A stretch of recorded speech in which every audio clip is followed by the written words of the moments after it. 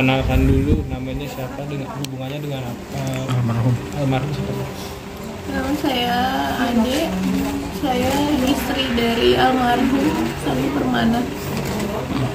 Mbak, boleh dijelasin kejadiannya gimana kemarin, kronologisnya?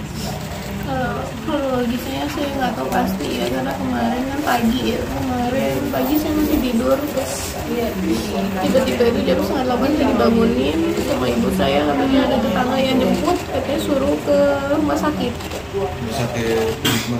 Ke Harapan Mulia. Iya, saya tanya kenapa.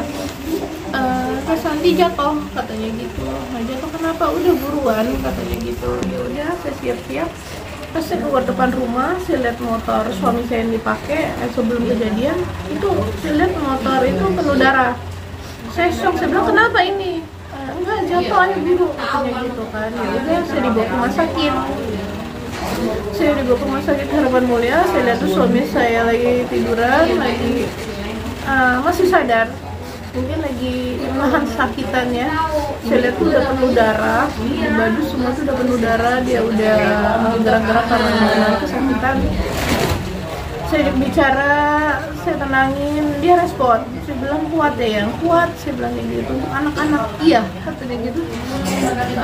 Udah, saya tenangin lagi, saya tanya pelan-pelan, kenapa begini? Saya bilang, siapa? Saya bilang kayak gitu, siapa yang buat kamu begini? Saya bilang gitu kan. Mungkin dia mau ngomong, cuman karena nafasnya udah sesak ya, jadi dia nggak bisa ngomong. Jadi dari rumah sakit Harapan Mulia itu dirujuk lagi ke RSUD Cilengsi. Di RSUD Cilengsi itu udah di dalam mobil itu, saya nampinginnya di sini. Sebelum nyampe ke rumah sakit RSUD Cilengsi itu dia udah ngemusin napas terakhirnya di sini saya. Sampai di rumah sakit RSUD Cilengsi itu baru dinyatain meninggal. Terus sudah diproses karena korban penusukan ya, jadi dipindahin ke kamar jenazah untuk polisi untuk divisum segala macam, jadi tunggu. Nah, jadi pas lagi saya tungguin almarhum di kamar jenazah, saya dengar ada warga saya itu lagi mungkin diinterogasi polisi. Jadi saya dengar, karena katanya si korban, suami saya itu pagi kan dia biasa emang suka nganterin makan ayam ke rumah belakang karena dia ternak ayam. Pulang terus katanya mungkin adu cekcok katanya sama tetangga, langsung penusukan katanya. Tapi setelah penusukan itu katanya dia masih sempat sadar, dia jalan minta pertolongan warga. Dia minta pertolongan, yang ada di sini kan ada perawat, dia minta tolong ke sana, tapi perawatnya nggak ada, cuman dia ketemu sama salah satu temennya di situ, mau nganterin dia ke rumah sakit. Mungkin yang temennya itu mungkin nanya kenapa, tapi suami saya itu nyebut nama pelaku. Dia nyebut nama pelaku, infonya segitu, nyebut nama pelaku gitu. Nah, saya tahu emang dia pagi nganterin makanan ayam. Setelah kejadian saya cek CCTV rumah, terus dia keluar rumah jam setengah 7. Terus sebelum kejadian setengah 8, jam 7 lewat 20 dia masih ke rumah dulu. Dia ke rumah nganterin apa yang mungkin dia beli, dia taruh, terus pergi lagi. Nah, itu yang kejadiannya, pergi lagi balik. Saya nggak tahu masalahnya apa. Mbak, kalau untuk luka tusukannya di bagian mana ya? Luka tusuknya di sini ada bolong, itu ditusuk pakai obeng. Terus kalau di muka itu penuh ada sayatan pisau, sama di dada, di perut, sama di belakang, sama di tangan itu banyak sayatan pisau. Tapi sebelumnya almarhum pernah cerita ada masalah. Karena saya dengar ya, almarhum kan orangnya sangat ramah sih. Iya. Nah, itu apa pernah cerita sama? Apa-apa dia tuh emang selalu cerita sama saya. Waktu itu sih kita ada forum warga kan, forum RT gitu di bulan November. Ada rapat di forum RT gitu. terus ya suami saya mengeluarkan aspirasinya mungkin kan, terus ada juga yang mengeluarkan aspirasinya mengenai minum-minuman yang dilarang di rumah ini mungkin kan.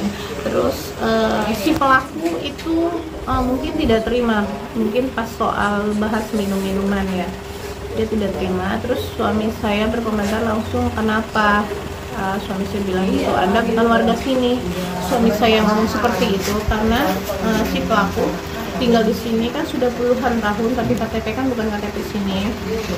Jadi suami saya ngomong seperti itu.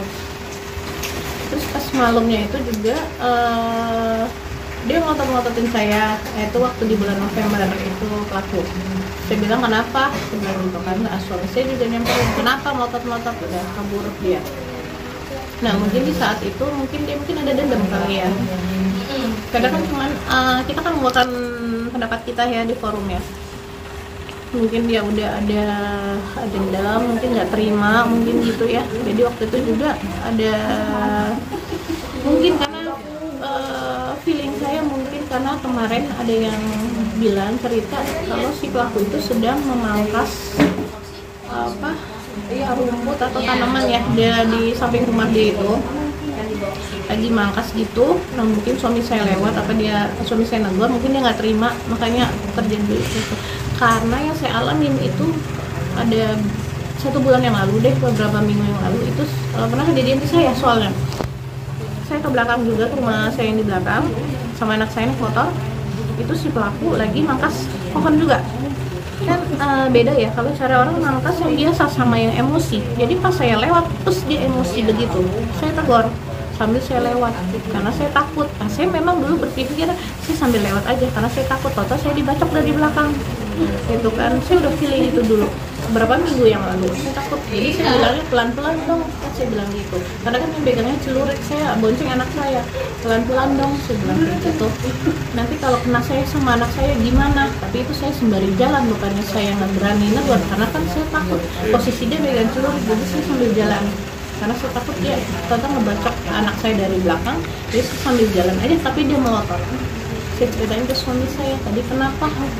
Dan untuk si gimbal, tadi saya ketemu, saya tegur, terus apa jawabnya? Dia melotot aja, biarin aja, mungkin dia mau cari gara-gara kali gitu. Dan kalian lah suami saya. Nah mungkin kejadian itu sama seperti saya, itu suami saya mungkin dia lagi mangkas juga, mungkin suami saya tegur juga, dia nggak terima, mungkin bacok suami saya. Itu sih yang saya tangkap, karena itu yang saya alami waktu itu beberapa minggu yang lalu, saya juga seperti itu. Mbak, tapi pelaku berarti belum ditangkap atau seperti apa? Belum. Kabur. Iya, kabur, katanya habis dari kejadian itu dia langsung kabur, iringan 2 motor sama istri sama anaknya. Jadi minggat gitu berarti. Iya, kabur. Tapi mereka ini bukan warga sini, emang kontrak atau seperti apa? Pelaku itu dulunya tinggal di sebelah rumah saya. Setelah itu dijual rumahnya, dia ngontrak di situ. Berarti rumahnya nggak ada siapa-siapa rumah pelaku? Tadi saya samperin ke sana nggak ada. Info dari warga dia di polsek. Kan itu kan ada indikasi dari tahun lalu ya, tahun lalu ada ketegangan lah antara Mas Andi dan si laki ini. Apa dari situ sampai belakangan ada apa sih ibaratnya untuk menenangkan keduanya nih biar jangan sampai ada kejadian apa-apa, atau maksudnya dari pihak nggak ada sih ya, karena kan cuma cekcok biasa, nggak ada yang sampai berantem kan, cuman ya namanya kita forum kan adu argumen gitu kan, ya biasa ya. Cuman kalau misalnya kita kan lagi bahas apa yang terjadi di lingkungan gitu kan, nah dia nggak terima. Kalau dia nggak terima kan berarti dia peminum dong. Iya, karena kan kita waktu itu kan kita bahasnya jangan minum minuman di sini kan banyak anak-anak gitu kan, jangan kasih contohnya perilaku yang nggak baik sama anak-anak. Nah dia nyolot, makanya kalau misalnya memang dia nyolot berarti dia peminum dong gitu kan. Kalau memang dia mau terima ya terima dong, karena kan dia juga punya anak. Nanti kalau anaknya lihat kalau bapaknya minum gimana gitu kan. Memang si pelaku ini apa punya track record yang mungkin karena dia orangnya nggak berbaur sama warga, orangnya tertutup, orangnya nggak pernah ngomong. Sampai saya udah beberapa tahun tinggal di sini, saya nggak pernah dengar suara dia itu seperti apa. Karena emang ya apa ya, Kalau kita ngomongnya dia gitu di sini limbat, karena rambutnya udah limbat, terus dia nggak pernah ngomong. Mungkin apa terakhir dari almarhum tuh apa sih yang sebelum kegiatannya, sebelum apa ada yang mbak merasa mengganjal nggak sih sebenarnya? Nggak ada apa-apa, dia nggak ada pernah cerita apa-apa. Karena waktu hari Sabtu kan saya mau berangkat ke Palembang kan PP, subuh-subuh tuh dianterin saya ke bandara.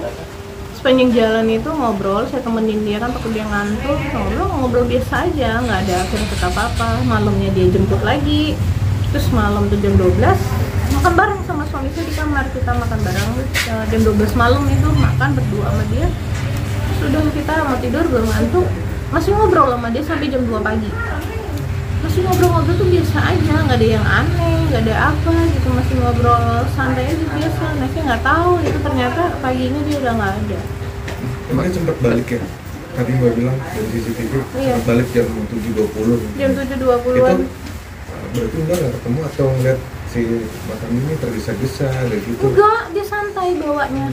Saya lihat di CCTV itu dia santai banget bawanya. Emang kalau mau motor listrik kan ya, motor listrik kayak santai banget bawanya. Enggak yang tergesa-gesa, enggak. Santai dia bawanya.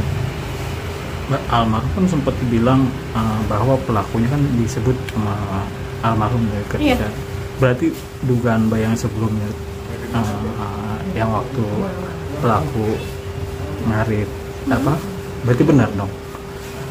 Iya.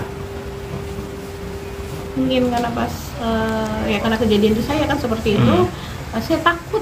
Jadi saya mau negurnya itu sambil jalan karena saya bawa anak kecil. Nah mungkin juga itu di suami saya negur pelan-pelan gitu. Nah, mungkin karena sesama lelaki, mungkin dia emosi. Tapi kalau update dari kepolisian seperti apa mbak saat ini? Update kepolisian sih katanya sudah nyebar ya, fotonya juga udah disebar, katanya sedang lagi dalam tahap pencarian. Ya mudah-mudahan lah hari ini pelakunya diketemukan ya. Mbak, kalau dari keluarga sendiri pengen dihukum seperti apa sih pelaku? Ya saya sih maunya ya hukumnya ya nyawa dibayar nyawa ya, karena biar ngerasain ya kehilangan. Sama dia punya anak 3, saya punya anak 3. Anak saya masih kecil-kecil. Gimana mbak menjelaskan ke anak ketika tahu ayahnya sudah nggak ada? Itu yang terberat buat saya kemarin ya, jelasinnya seperti apa. Jadi semalam pas jenazah ayahnya saya bawa ke sini karena biar anak-anak lihat.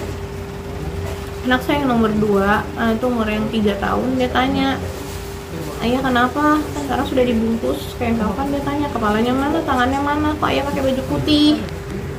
Takut kalau yang nomor 1 dia bengong aja, dia ngeliatin. Nah kalau yang nomor 3 ayah bobo.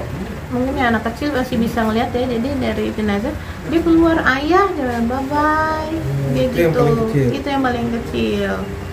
Sampai yang tadi pagi ya nggak kuat nih ya, anak-anak pada nggak ada yang nomor 2 itu kan nggak tidur nih, sampai tadi pagi dia nggak tidur nyariin ayahnya, sampai dia bilang, mami ayah ditusuk katanya gitu. Aku sayang ayah, kamu tuh dari mana? Aku dari orang-orang katanya gitu. Kalau yang kecil tadi bangun tidur nyari ayah mana gitu, karena kan emang anak saya 3-3 memang dekat semua sama bapaknya. Kalau tidur itu harus sama ayahnya semua. Kalau sosok Sadi dengan mbak dan keluarga seperti apa? Kalau sosok dia suami yang baik ya, di keluarga saya juga dia baik, juga di perumahan ini dia sama teman-temannya kan, tempat di sini ini tempat base campnya, kumpul sama teman-temannya, makan-makan gitu kan. Ya baik lah ya, alhamdulillah juga. Semalam kan banyak banget itu yang ngiringin dia sampai ke pemakaman ya, sampai nggak berhentinya ya doain suami saya dari mana-mana yang nggak kenal saya, semuanya pada datang. Emang dia orangnya apa ya, dia orangnya tuh nggak tegaan kalau sama orang, membantu gitu. Dia lebih cenderung dia membantu orang lain dia gitu. Tangan untuk iya. Mbak, di makam ini di mana? Makamnya di sini, ini khusus pemakaman perumahan. Semalam kita makamin sekitar jam 11. Oh, jam 11 malam. Iya, karena selesai dari otopsi langsung dibersihin dari sana dan tinggal kita makamin semalam jam 11.